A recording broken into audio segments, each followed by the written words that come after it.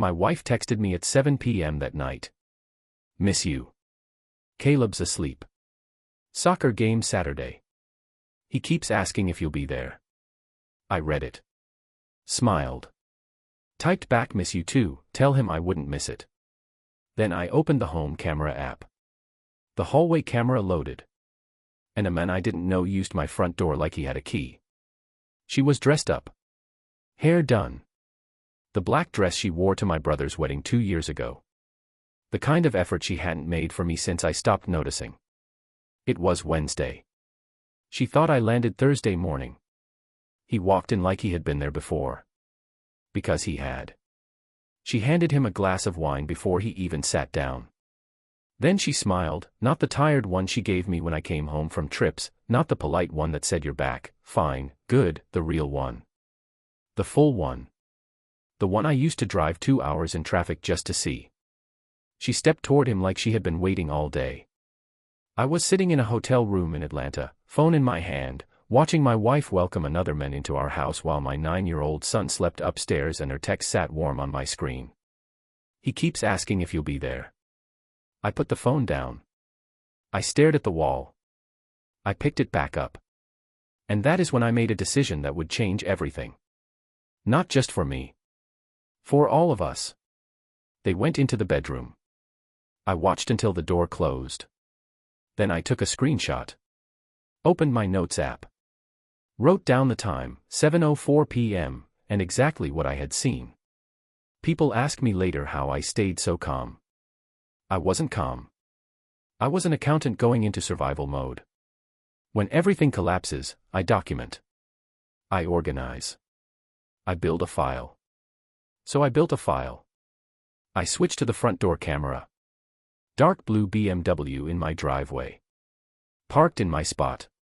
Like the substitution was already complete. I screenshotted the plate and called my brother Paul. Paul listened without interrupting once. When I finished he was quiet for a moment. Then he said, "Don't call her. Don't go home.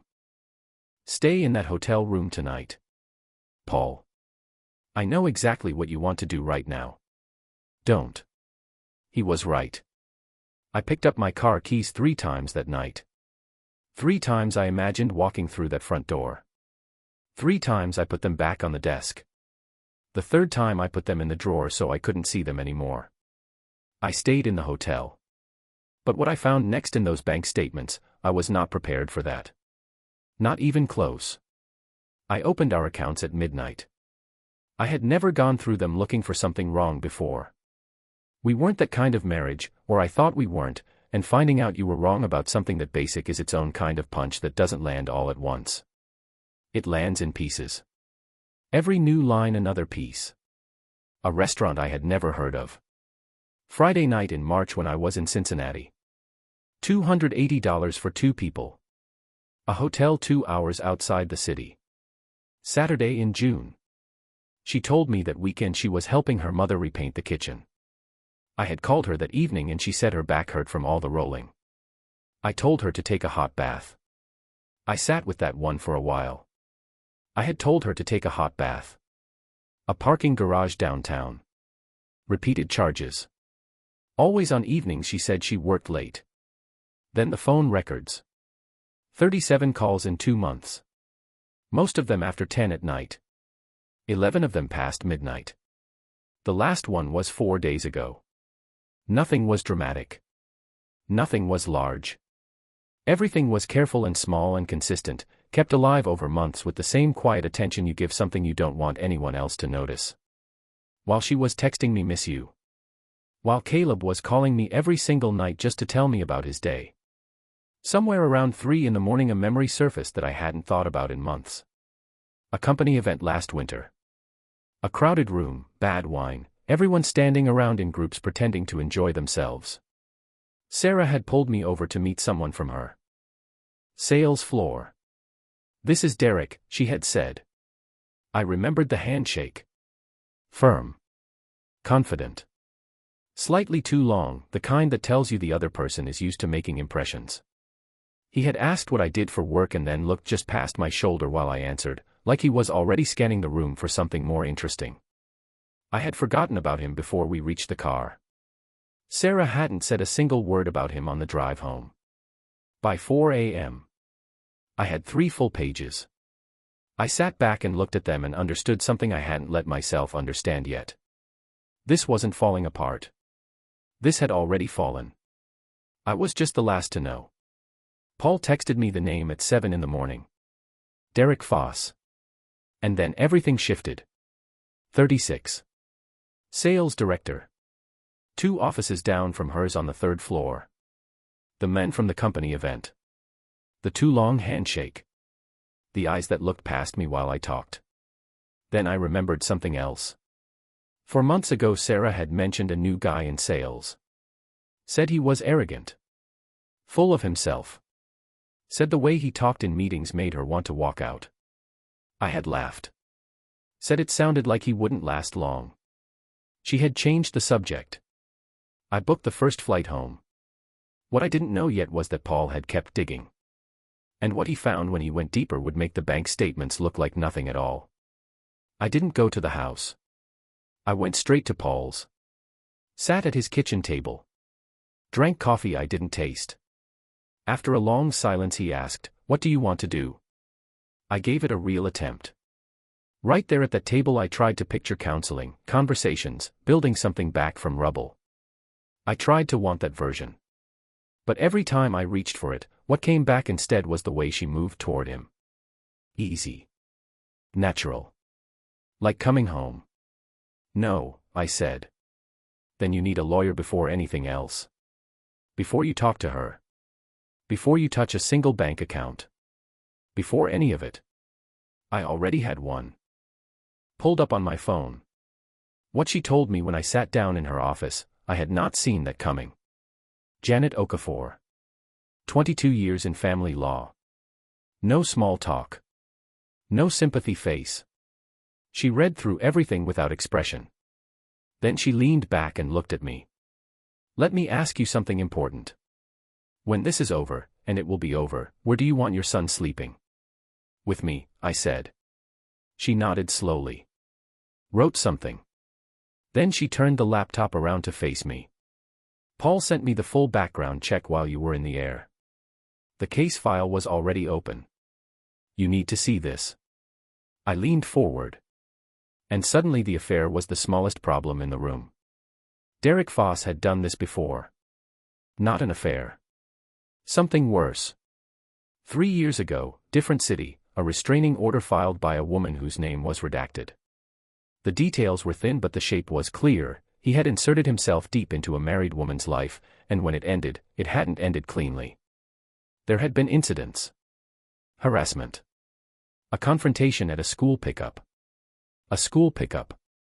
"Your son has been in that house," Janet said quietly. "With that man." The room went very quiet. "How fast can we move?" I asked. "Faster than she expects," Janet said. "But I need 3 more days. Keep documenting. Don't move money without calling me first. And whatever you do, don't tip her off. Let her believe everything is completely normal. 3 days." I paid the retainer and walked out into the afternoon feeling like the ground had quietly shifted under everything. She called at 6 that evening. 2 rings. I answered. "Hey." Her voice was warm. Relaxed. Completely ordinary. "How was the flight? I thought you weren't back until tomorrow." "Came back early. Went straight to the office. You should have told me. I would have made dinner." It was all right there in my throat. The bank statements. The hotel. Derek Foss and his restraining order and the school pickup and the fact that he had been alone. In my house with my sleeping son while she stood at the front door in the black dress I remembered from my brother's wedding. I swallowed every single word. "Next time," I said. "How's Caleb?" "He misses you. He's been talking about Saturday all week. Tell him I'll be there." She said she was tired. Going to bed early. Said she loved me the way people say drive safe, reflexive, automatic, a thing you say at the end of a call, and hung up. I sat in Paul's kitchen in the dark and didn't move. He came in from the other room, set a beer in front of me, and sat down across the table. "There's something else," he said. I looked at him. Derek put in for a transfer last week. Requested to move his office to her floor permanently. He paused. HR approved it this morning. I set the beer down. "He's not stepping back," Paul said. "He's moving in closer."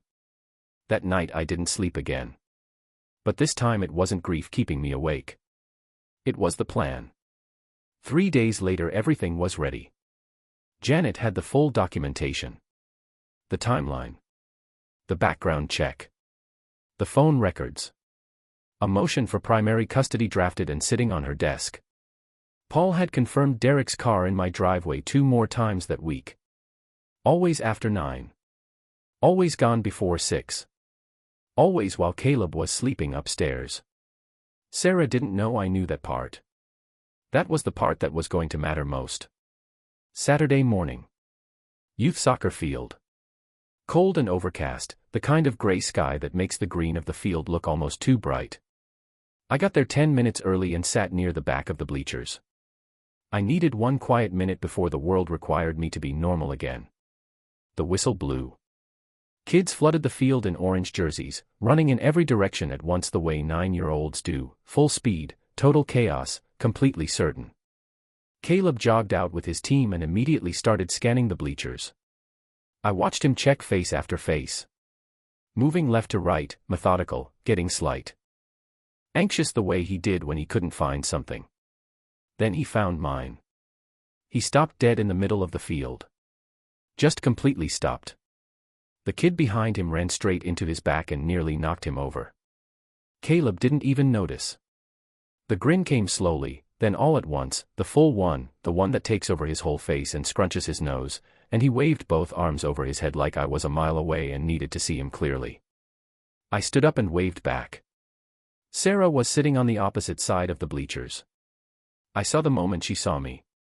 Her face moved through 3 expressions in about 2 seconds, surprise, confusion, then something careful and very still. She raised her hand slowly. I looked at her for 1 long moment. Then I looked back at Caleb. My phone buzzed in my pocket. Janet. Documents filed this morning. She'll be served Monday. You ready? I watched Caleb wave again, impatient now, wanting me to sit down so the game could start and he could show me everything he had been practicing. I typed back 2 words. I'm ready. The ref blew the whistle. Caleb turned and ran toward the ball with everything he had. Mud on his knees by the 2nd minute. Grass stains on his socks by the 5th. At halftime he sprinted over, out of breath, cheeks red from the cold, still wearing that grin. Did you see that pass I made? I saw it, I said. He grinned and ran back without waiting for anything more. And I sat there in the gray morning and understood something clearly for the first time since Atlanta. The future hadn't been destroyed. It had just changed. And for the first time since Atlanta, I realized I wasn't afraid of it anymore.